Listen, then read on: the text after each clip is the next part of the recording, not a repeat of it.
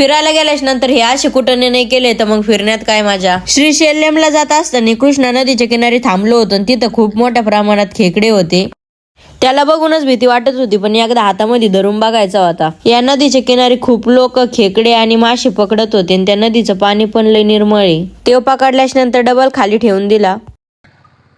आता आम्ही तोंड ते धुवायसाठी थांबलेलो आहे। याच्या नंतर आम्हाला मल्लिकार्जुनला जायचंय। त्या इकडे आपल्या साईडला गाड्या थांबलेल्या आहेत। कोलगेट काय केलं तो? थांब, कोलगेट काय केलं? हा खाल्लं, कोलगेट खाऊन घेतलं ना। व्हिडिओ काढून झाला नल्ला मला जंगल लागलं नाही का लगेच माकडांची सुरुवात झाली। सुरुवातीलाच आम्ही गाडी थांबिली। माकड घ्यायचं आणि एक पाळायला तर भरतो त्याला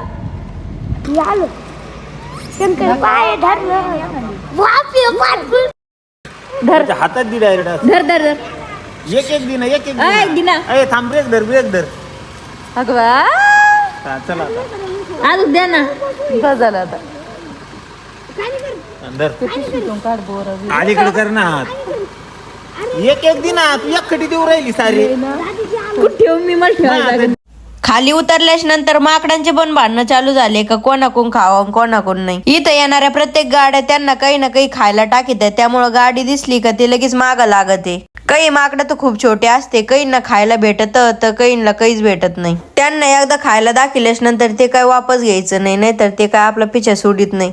एका कॉर्नरला आमची गाडी थांबली होती, त्याच्यानंतर बाकीच्या पण गाड्या तिथंच थांबल्या। माकडांसंग फोटो व्हिडिओ काढायसाठी गाडीतून सगळ्या मावश्या बाहेर आल्या होत्या। ब्लॉग मध्ये सगळ्या मावशांचे फोटो आणि व्हिडिओ घेतले। माकडं बघून झाले त्याच्यानंतर लगेच हरिण पण बघायला भेटले। नल्ला मला जंगल खूप मोठं आहे, 1-2 तास तर नेटवर्कच चलत नाही। त्याच्यानंतर आम्ही चहा प्यायसाठी थांबलो। आपल्या भागातल्या लोकांना चहाची सवय असते, इकडे आल्यावर ती काय मोडत नाही, पण इकडचा चहा आणि तिथला पूर्ण होत नाही। त्याच्यानंतर श्रीशैल्यम मध्ये असलेल्या कृष्णा नदीच्या किनारी पोहोचलो। कृष्णा नदीचं पात्र इथल्या लोकांनी खूप निर्मळ ठेवलेले आहे, त्या पाण्यामध्ये थोडी पण घाण नव्हती। मासे पकडणाऱ्या लोकांच्या होड्या पण लय मस्त होत्या। त्याच्यानंतर ड्रायव्हर मामाने गाडीची चावी काढून आणायला लावली, गाडी धुवायची होती। व्हिडिओ पेक्षा रिअल मध्ये इथलं वातावरण खूप मस्त आहे। गाडी थोडी जरी खराब झाली तरी ती ड्रायव्हर मामाला आवडत नव्हती, त्यामुळे तिने दोन्ही गाड्या धुवायला लावल्या होत्या। ड्रायव्हर लोकांना 1-2 दिवस स्वतः आंघोळ केली तरी पण चालतं, पण गाडी खराब नाही झाली पाहिजे। एवढ्या पुढे गाडी घातल्याच नंतर वाटलं होतं लवकर निघायची नाही, पण तिने 2च मिनिटात गाडी बाहेर काढली। नदी जवळ असल्यावर एकच काम असतं, तिथल्या पाण्यासंग आणि दगडासंग खेळत बसणं। बाहेर राज्यातून लोक आलेच नंतर ते पण इथं आल्यावर स्वच्छतेचं पालन करतात। गोळा केलेले सगळे दगड नदीमध्ये डबल फेकून दिले।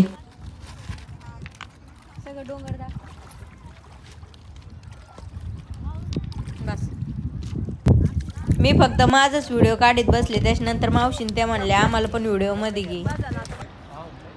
रात्री चपात्या केलत्या तवा हे उंडा उरलेला आहे, मम्मीन त्या म्हणल्या माशाला जाऊन टाकेव। असा पण खराबच झाला असता। आणि हे बघा हे पोरग कोलगेट खाऊन घेतलंय। हे बघा माशी किती भारी राहिली। गंगाचं पाणी सुद्धा इतकं निर्मळ आहे ना का बस। हे पोरग एक आपल्या गुंतीनं तिथं घेऊन पळत आहे।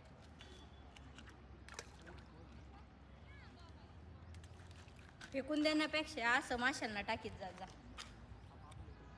ह्या पोरांनी कोलगेट पण खाल्ला, थोडा उंडा पण खाऊन घेतला।